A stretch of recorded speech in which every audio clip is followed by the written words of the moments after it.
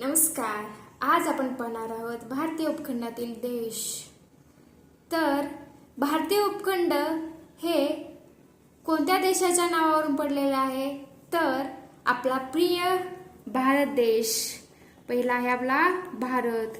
नंतर त्याचे दोन भाऊ. कुठले? पाकिस्तान आणि बांगलादेश. आता आपले शेजारी जे छोटे छोटे खूप आहेत ते म्हणजे भूतान आणि दुसरा नेपाळ.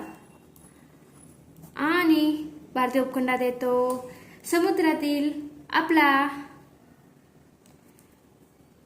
सोन्याची लंका म्हणजे श्रीलंका.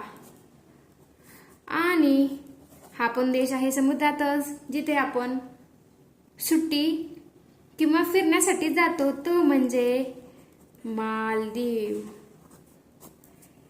हे सगळे देश भारतीय उपखंडात येतात, लक्षात ठेवा. एकूण 7 देश आहेत आणि याच्यामध्ये एवढेच देश आहेत.